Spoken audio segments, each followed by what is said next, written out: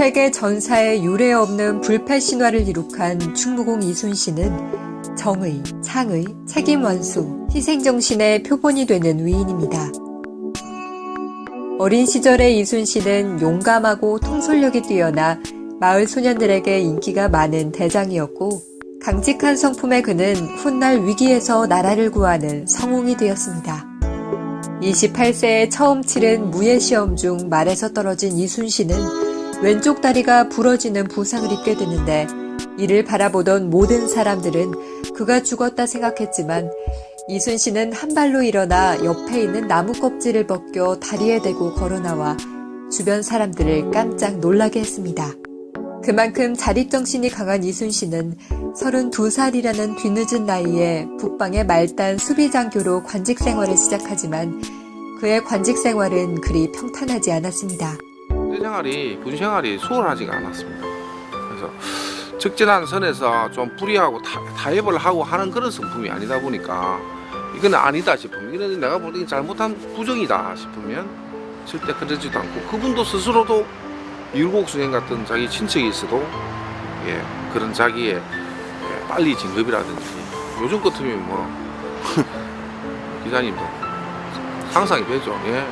출세를 위해서 온갖 그거를 했겠지만 강직한 성품의 이순신은 1591년 2월 유성룡의 추천으로 드디어 전라좌도 수군전도사로 임명되었고 전라 좌수사에 부임한 이순신은 왜군의 침략을 예견하고 군기 확립, 군비 확충, 무기 개발을 통해 수군의 전력 증강을 위해 만반의 준비를 시작했습니다. 1592년 4월 13일 마침내 이순신이 우려했던 임진왜란이 발발했고 수십만 대군의 일본군은 전쟁 준비가 전혀 돼 있지 않은 조선을 일시에 침략하게 됩니다. 시계를 400년 전으로 거슬러 올라간다면은 아마도 저 바다는 나라의 운명을 한판을 걸고 양쪽이 숨막히는 대치하고 있던 그런 상황이었을 겁니다.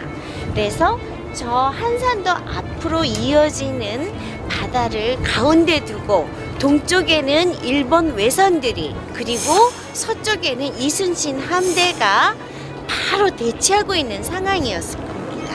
그래서 음력 7월 8일 아침이 밝아오면서 대전이 시작이 되었는데 이것이 세계 4대 해전에 들어가는 한산대첩의 시작이었습니다.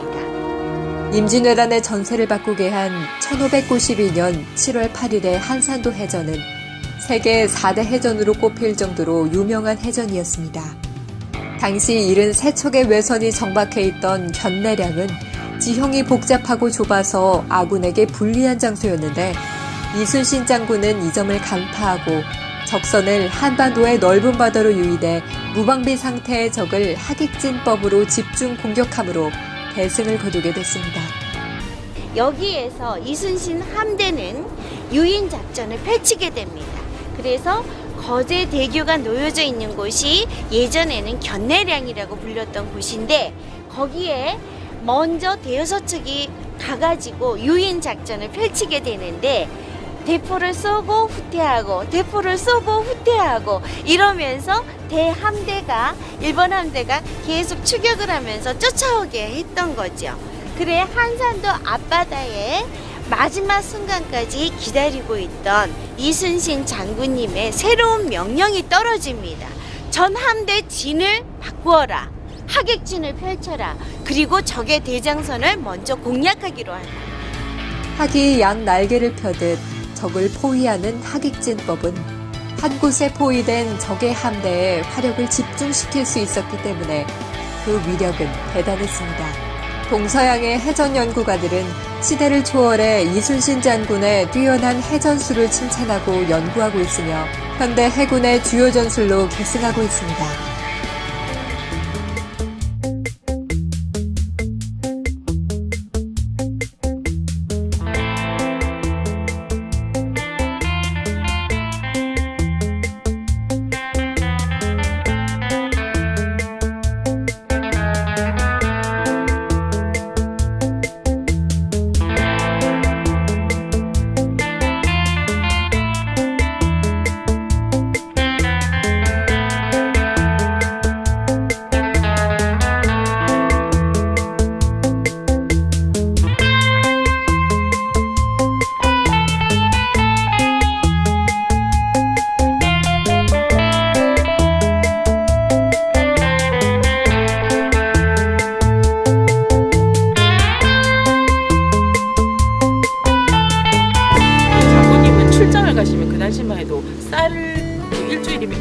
쌀을 가지고 이렇게 출장을 가실 때 출장 경비가 식량으로 대체하는 경우가 많았거든요. 근데 자기가 먹다가 남은 게 있으면 대부분의 사람들 같은 경우는 그냥 뭐 나중에 먹거나 아니면 집에 갖다 준다 그러겠지만 항상 그 남은 밥 한 그릇 깨고 꼭 다시 반납을 하셨대요. 그만큼 청년결벽 같은 그런 분이셨거든요. 그러니까 우리 정치인들이나 우리 또 많은 기업가들께서 그런 마음을 좀 가져가지고 우리나라가 좀 더 발전할 수 있었으면 좋겠다는 그런 마음도 좀 가져보고, 어쨌든 선생님 많은 분들이 좀 이순신 장군에 대한 책을 한 번쯤은 다시 한번 읽어봤으면 어떨까.